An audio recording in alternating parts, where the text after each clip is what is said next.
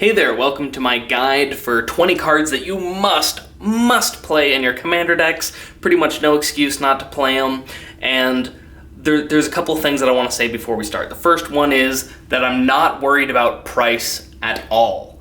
I'm a huge fan of proxies in Commander, and in my opinion, you should be too. So yeah, price, not paying attention to it.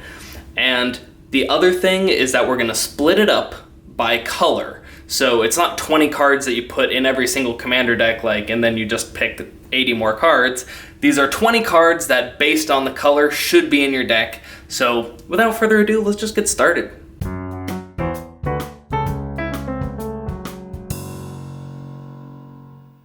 Now here is a card that should have just never been printed, Command Tower. If you are playing a multicolored commander, you must play Command Tower. It taps for every color of mana in your deck, and it has literally no downside. So, Command Tower, you gotta put it in. Our next card is Homeward Path. Now, this card is actually completely ridiculous. Stealing creatures is sometimes the entire strategy of some players. This has that strategy completely invalidated. It's on a land, and doing it doesn't even cost mana. You just tap the land and it happens instantly. I mean, how outrageous is that? You don't have to sack it. Nothing. Card's amazing. It should be in every EDH deck. Next, we've got Maze of Ahthe. Now, this isn't as bad as Karakas or anything like that, but Maze of Ahthe is very unfair. There's a huge amount of decks out there where someone's trying to Voltron their commander, smack you to death with their commander, and this just completely invalidates that plan. Card is pretty unfun for anyone doing that, and it should be in every single commander deck. Next up, we've got Sensei's Divining Top. Now, this one can be a little bit controversial because it can really slow down games. So what I would have to say is try to resolve this thing as fast as possible, but once you play this for 1 mana, you're just going to be paying 1 mana a turn and smoothing out your draws for the rest of the game. It's ridiculously strong. It can't be killed because if anyone ever targets it, then you can just tap it and draw a card, put it on top of your library. It's not a fun card, but it is a card that wins games subtly. Our last card that goes in all decks is Sol Ring. I think pretty much most people that play Commander know this, but for those who don't, the card is absolutely absurd. For people that play Vintage Cube and such, it's considered to be on par with Black Lotus. So you know the card's ridiculous, and games are won just by playing this on turn 1. So go ahead and throw your Sol Ring in any Commander deck. Now in white, I've only got a single card to mention, which is Core Haven. So I just said that Maze of Ahthe was great. Look, if you're playing white, you get a second Maze of Ahthe effect in your mana base. Truly a fantastic card, and one that you can't not play. So grab your Core Havens, play those. No other cards that absolutely must be played in white, in my opinion. There are amazing cards like Swords to Plowshares, but this is just one that there can be no argument against. Next up, in blue, we start with Bribery, a card which is truly unfun. It punishes your opponents for simply playing good creatures in their deck. So, play Bribery, grab their big things, then beat them to death with it. Very unfun card. Next up, we've got Ristic Study, and 2 things can happen here. One is that everyone will respect it, and they'll pay 1 extra mana for every single spell that they cast for the rest of the game. If that happens, then you are playing the game as blue wants to, nice and slow. Now, if they don't respect it, then you'll just end up with a gigantic handful of cards, and this is the result more often than not, and you're just going to blow away your opponents because you've got a gigantic handful of cards. I mean, that's how Magic works. Next, we've got a card that should have been worded differently for Commander, and that is Cyclonic Rift. This card is just absolutely ridiculous. You overload it, it happens at instant speed, so right before your turn, you can overload Cyclonic Rift, return all non-land permanents. That's all of their artifacts, all of their enchantments, all of their creatures. They're just back in their hands, and after this happens, you pretty much should destroy the table. So Cyclonic Rift, very unfun card, should be in every single blue deck. Next up in black, we've got Demonic Tutor, Vampiric Tutor, and Imperial Seal.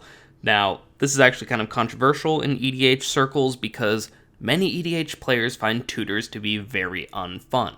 They always allow the person that has them to just find the perfect card to answer any scenario, and when they don't need answers but just need ways to finish the games, it'll go find those too. So if you're playing to win, you should be playing tutors.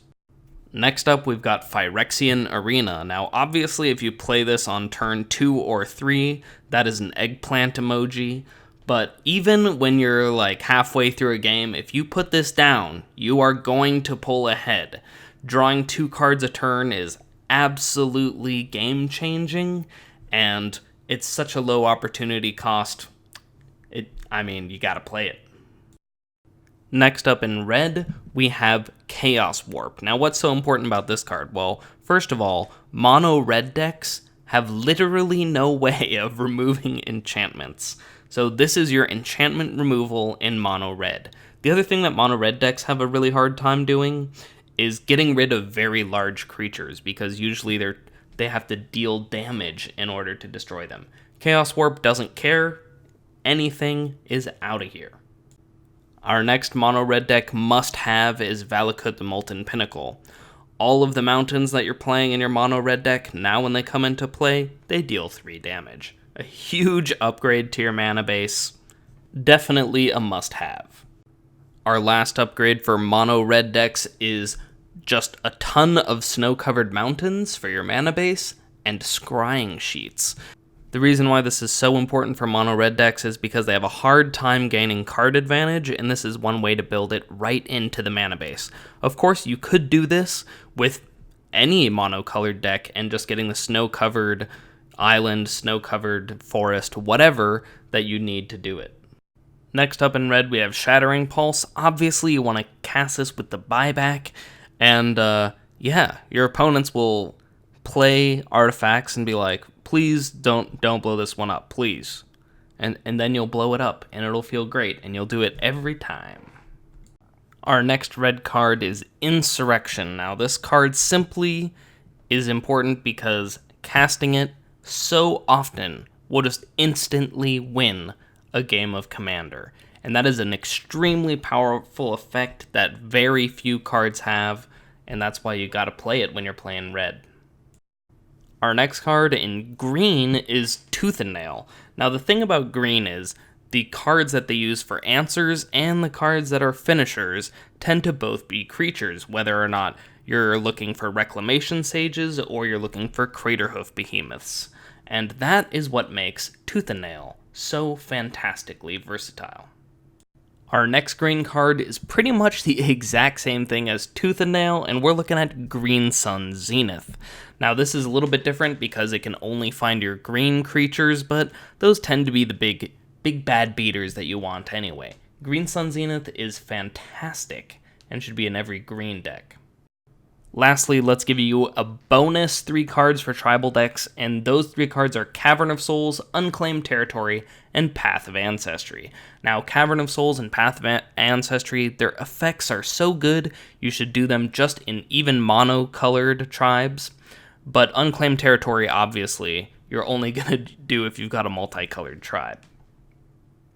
I hope you enjoyed the video today. If you have other cards that you think are fantastic in whatever color, go ahead and post those down for all the deck building that can go on down in the comments. If you enjoyed the video today, give it a like. If you'd like to see more, hit that subscribe button, and as always, I'll see you next video.